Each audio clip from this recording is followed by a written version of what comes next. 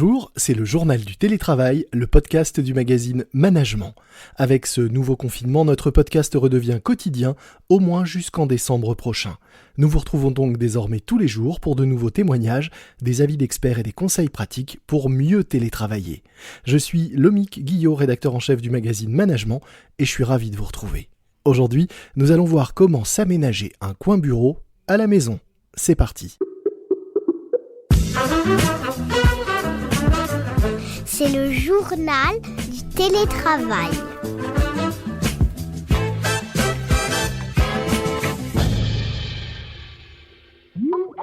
Aujourd'hui, j'ai le plaisir de recevoir Cyril Reims, architecte spécialisé dans les petits espaces depuis plus de 15 ans et qui vient de lancer une offre particulièrement maligne en ces temps de télétravail. Bonjour Cyril. Bonjour. Alors en effet, avec le confinement et le retour du télétravail massif et généralisé, certains souffrent de ne pas avoir de vrais bureaux pour travailler à domicile. Première question, puisque vous êtes spécialisé dans les petits espaces, est-ce qu'on peut vraiment créer un espace bureau dans tous les logements, les petits comme les plus grands ? Oui, tout à fait. Alors moi, c'est mon challenge de tous les jours, hein. Encore une fois, je suis spécialisé dans l'optimisation de petites surfaces. Donc oui, avec un peu d'astuce, on arrive à se créer un petit espace à soi. L'idée étant de désenclaver la table à manger ou la table de la cuisine et de cesser justement cette gymnastique, transporter son ordinateur d'une table à l'autre. Ah tiens, c'est l'heure de manger, qu'est-ce que je fais de mes affaires, etc. Donc oui, je pense qu'il y a des solutions, il faut juste se creuser un petit peu, mais pour l'instant, j'y suis arrivé. Alors on va revenir dans le détail sur ces solutions et quelques pistes à explorer.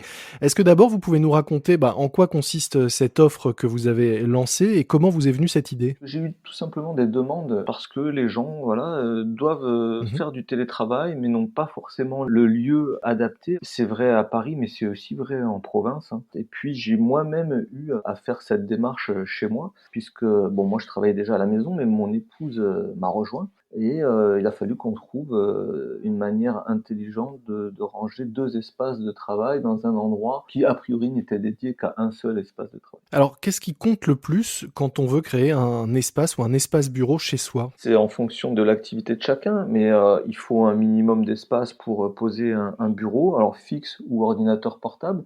C'est souvent plus simple quand on a un ordinateur portable parce que forcément il va se ranger plus facilement, il va disparaître plus facilement. Quand on va avoir un ordinateur fixe avec un gros écran, etc., il va falloir le dissimuler, donc avoir un peu plus de place pour le ranger, pour le cacher. Souvent, moi, j'essaie d'intégrer ça dans des bibliothèques multifonctions, une bibliothèque qui va être une bibliothèque avec des bouquins d'art peut-être, etc. Et puis tout d'un coup, il y a une surface cachée. Et derrière cette surface cachée, là, on va avoir des dossiers qui sont pas du tout présentables, on va dire, dans un appartement. C'est pas des choses qu'on a envie de mettre en exergue. Et puis voilà, des jeux de plateaux qui vont se rabattre. On va des fois se servir de l'intérieur des placards pour faire des tableaux blancs sur lesquels on va pouvoir écrire.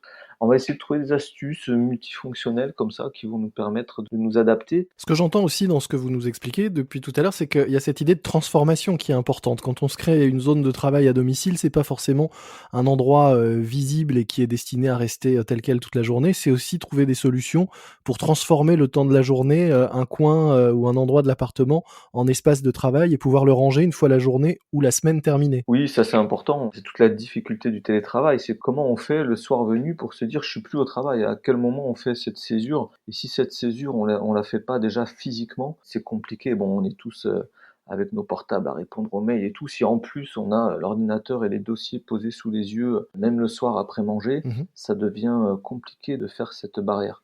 Donc en effet, l'objectif souvent c'est de pouvoir à tout moment faire disparaître ce bureau. On peut faire disparaître le bureau, faire disparaître l'ordinateur. Il y a un objet qui est plus compliqué à intégrer dans les intérieurs, c'est la chaise de bureau. On dit que c'est quand même pas mal d'avoir une véritable assise qui soit confortable et adaptée au travail, que c'est pas idéal forcément de travailler dans son canapé par exemple. Comment vous faites ? Est-ce que vous avez des solutions malines pour ces fauteuils qui sont souvent pas très esthétiques ? Ça m'est arrivé, par exemple, de prévoir un placard à côté de la zone bureau dans lequel se dissimule cette chaise. Après, il y a des chaises plus ou moins encombrantes. Il y a des chaises ergonomiques, vous savez, ces petits tabourets sur lesquels on se met à genoux, qui sont pliables parfois et beaucoup moins encombrants parce qu'ils n'ont pas de dossier. Je vais aussi essayer avec mon client d'adapter tout ce qui va autour du bureau. En effet, vous parlez du fauteuil. c'est une chose, l'imprimante, c'est une chose aussi. Parfois, on a des grosses imprimantes, ça nous gênait pas, mais tout d'un coup, on se dit: «Ouais, mais attendez, cette imprimante-là, finalement, elle va être un outil essentiel à mon travail, donc il faut que je la rapproche». Avant, elle était dans ma chambre, là, il faut que je la rapproche de mon coin bureau qui est dans le séjour. Mmh. Ça demande aussi, une part, d'adaptabilité. Il va falloir faire des compromis, trouver les bonnes formules entre le mobilier, les outils aussi. Ça veut pas dire qu'on va rien changer, ça veut dire qu'on va s'adapter, en fait. Est-ce que vous cherchez aussi, comme un sourcier avec sa baguette, l'endroit de l'appartement où le wifi est de meilleure qualité avant d'y installer un coin bureau? Ouais, bien sûr, ça c'est important. Cela dit, le problème se pose moins dans les petites surfaces parce qu'on Oui. capte globalement partout.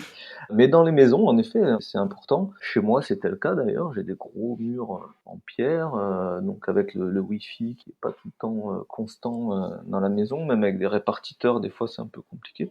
Donc c'est en effet un des paramètres à prendre en compte et à pas négliger. Est-ce que la lumière compte aussi quand on travaille toute la journée chez soi? Est-ce que c'est quelque chose qu'il faut soigner, auquel, il faut, songer, quand on installe un espace de travail? Oui, la lumière, les vues, Mmh. l'ambiance d'une manière générale. Alors les vues, c'est-à-dire? Il faut pouvoir avoir, l'esprit qui vagabonde, par la fenêtre facilement, c'est ça? Oui, je pense en effet, oui. Je pense que c'est important de, à tout moment, pouvoir, s'échapper. Mais comme dans un bureau, vous auriez du mal à travailler dans une boîte fermée, Mmh. voilà, il faut qu'on retrouve ce côté, inspirant, du bureau. Est-ce qu'on vous demande aussi aujourd'hui de soigner, les arrière-plans pour les visioconférences et les réunions visuelles et virtuelles qui se sont multipliées? Est-ce que ça devient, un souci et une interrogation chez certains de vos clients? Alors non, c'est la première fois qu'on me parle de ça, mais c'est intéressant parce que bien évidemment, c'est à prendre en compte aujourd'hui.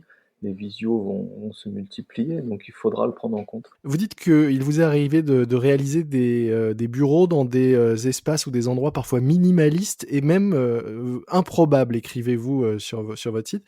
Qu'est-ce que ça veut dire un espace de travail dans un endroit improbable? Ah, ça peut être dans une entrée, par exemple, ça peut être, Mmh. dans un tout petit couloir entre les toilettes et la salle de bain. Si vous voulez, il faut trouver, les mètres carrés là où ils sont et parfois, on a tellement peu de possibilités dédiées à cela parce qu'on n'y avait tout simplement pas pensé dès le départ. Puis après, il y a des contraintes techniques de l'appartement qui font qu'on peut pas se mettre où on veut aussi. Il y a des gaines techniques, il y a des Mmh. chaque, physionomie d'appartement induit, des organisations spatiales particulières. Donc il faut vraiment s'adapter. Tout est question de contexte. Forcément, on se retrouve à faire des acrobaties parfois qui finalement fonctionnent très bien. Il y a aussi la question du coût. Combien ça coûte de s'installer, un bureau ou de faire un bureau personnalisé, un espace personnalisé chez soi? Et dans les demandes que vous avez eues, est-ce que, des gens, se l'offrent, et se le payent pour être mieux chez eux? Ou est-ce que parfois, certaines entreprises contribuent et financent, au moins en partie, l'installation de leurs salariés? Je vais faire une réponse de Normand. Ça dépend bien évidemment de la taille du projet, de la taille du bureau, du nombre de tiroirs, du nombre de placards, de la quincaillerie, de la finition, etc. Mais pour un aménagement type dans un petit espace, hop, on va créer un petit bureau, je sais pas, d'un mètre 20 linéaire sur tout un pan de façade, on va dire, donc sur 2,50 m de haut. Mmh. On va être autour des 2 500 – 3 000 euros peut-être de fabrication, hein. C'est vraiment ce que coûte en menuiserie, parce que c'est souvent de la menuiserie sur Du mesure. sur-mesure, ouais. Bon, à ça, il faut rajouter, mon intervention, donc ma conception. Mmh. Alors moi, j'ai décliné un petit forfait justement spécifique pour, le télétravail. Je fais une offre à 850 € où je me déplace, alors ça m'arrive même de le faire en visio maintenant, mais voilà, je prends, la température un petit peu du lieu, on discute des besoins, du cahier des charges et puis, je crée ce projet et je vais jusqu'à la réception, donc ça passe par le chiffrage, par les menuisiers avec lesquels j'ai l'habitude de travailler et la réalisation, le suivi de travaux, et cetera. Et qui finance alors, la plupart du temps? Pour l'instant, c'est quand même souvent les particuliers, Mmh. mais il y a un petit changement maintenant d'attitude des chefs d'entreprise qui octroient une petite enveloppe à la bonne installation, des employés chez eux. Alors, c'est vraiment pas généralisé, hein, mais j'espère que ça va l'être. Pour l'instant, c'est au bon vouloir de chacun des chefs d'entreprise. Eh bah, peut-être qu'on aura donné des idées à certains ou en tout cas envie d'en savoir plus.